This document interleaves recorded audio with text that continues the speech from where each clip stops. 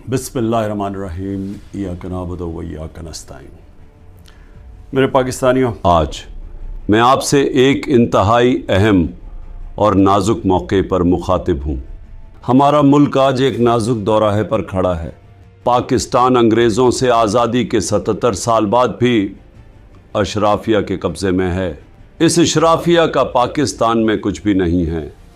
इनके बच्चे, घर, कारोबार और इवन के पैसा सब कुछ बाहर है और सिर्फ लूट मार के लिए यहाँ बैठे हैं और गरीबों का खून चूस रहे हैं, जिससे हमारी माशी हालत बद से बदतर हो रही है।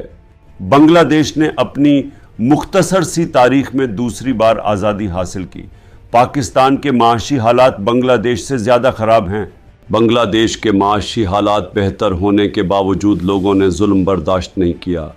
यहाँ तक कि हसीना वाजिद ने मर्ज़ी का आर्मी चीफ और पुलिस का चीफ लगाया और पूरा निज़ाम इनके कब्ज़े में होने के बावजूद जब आवाम खड़ी हो गई तो कोई भी हसीना वाजिद को बचा न सका। हसीना वाजिद के दौर में आमरीत पूरे मुल्क पर नाफज थी। खालिदा ज़िया की जमात को इलेक्शन तक लड़ने नहीं दिया गया और उनकी हिम्मत तक ना हुई कि वो इलेक्शन तक लड़ सकें। मगर पाकिस्तान में सख्तियों और पाबंदियों के बावजूद पाकिस्तान तहरीक इंसाफ ने ना सिर्फ इलेक्शन लड़ा बल्कि वाज़ेह अक्सरियत से इलेक्शन जीतने में कामयाब हुए। पाकिस्तान में मौजूदा हुकूमत ने जिस किस्म के मज़ालिम पाकिस्तान तहरीक इंसाफ पर ढाए, तारीख़ में उसकी मिसाल नहीं मिलती। मैं अपनी पार्टी और पूरी कौम के निडर और डट जाने वाले तमाम लोगों को खराज तहसीन पेश करता हूँ। 8 फरवरी को आपने भारी तादाद में पाकिस्तान तहरीक इंसाफ को वोट दिया, लेकिन ये जाली निज़ाम आज तक आपके वोट तब्दील करने पर लगा हुआ है। जिस पार्टी को आपने वोट दिया उसकी बजाय जाली हुकूमत मुसल्लत कर दी गई, जो कि सिर्फ़ और सिर्फ अशराफिया के नुमाइंदे हैं। बांग्लादेश में हसीना वाजिद ने सारी अपोजिशन को दीवार से लगाया। बिलाखिर इनकी फ़ौज ने अपनी आवाम पर गोली चलाने से इनकार कर दिया और अपनी आवाम के साथ खड़ी हो गई।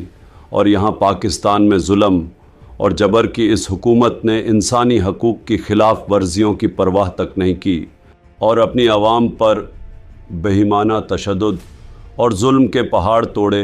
हुकूमतें हमेशा आवाम की फलाह बहबूद के लिए आती हैं, जबकि पाकिस्तान दुनिया में पहली मिसाल है जहाँ हुकूमत अपने मफादात और अपनी ज़ात को सामने रखकर कानून साजी करती है और अपने आप को फ़ायदा पहुंचाने के लिए आइनी हदूद से बाहर निकल जाते हैं। इस वक्त तमाम इदारे तरक्की की बजाय तंज़िली की तरफ जा रहे हैं। हत्ता कि फार्म 47 की जाली हुकूमत अब चीफ जस्टिस के साथ मिलकर ऐसे फ़ैसले और ऐसे कानून बना रही है जिससे आइन का वजूद ख़तरे में आ गया है। ये लोग आज़ाद अदलिया को ग़ुलाम बनाना चाहते हैं, जिससे अदलिया मुकम्मल तौर पर तबाह हो रही है और उसके असरात ज़िंदगी के हर शोबे पर पड़ रहे हैं, जिसकी वजह से लोग मायूस हो रहे हैं। पाकिस्तान में नौजवानों का मुस्तकबिल सियाह होता जा रहा है और उनकी उम्मीद ख़त्म हो रही है। जिस मुल्क के नौजवानों की उम्मीद ख़त्म हो जाए उस मुल्क का कोई मुस्तकबिल नहीं। जो कौमें अपने मुस्तकबिल को अपने सामने ऐसे ज़वाल पजीर होने देती हैं वो मिट जाती हैं।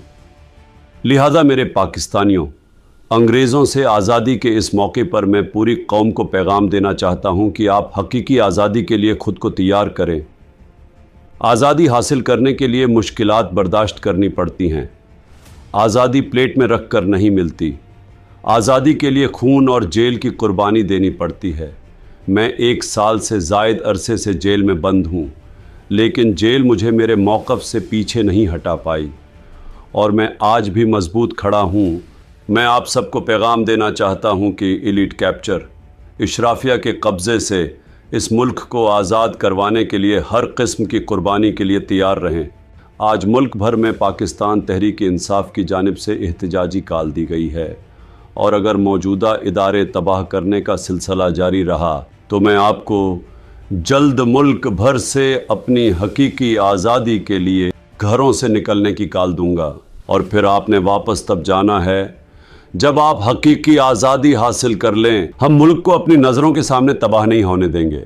हम इस मुल्क में आइन और कानून की हुक्मरानी तक अपनी जदोजहद जारी रखेंगे। یہ جدوجہد مافیا سے آزادی کی ہے، لاقانونیت اور فسطائیت سے نجات کی ہے، معاشی عدم استحکام سے آزادی کی ہے اور ایلیٹ کیپچر سے نجات کی ہے۔ جب تک یہ مقصد حاصل نہ ہو ہم پیچھے نہیں ہٹیں گے۔ پاکستان زندہ باد۔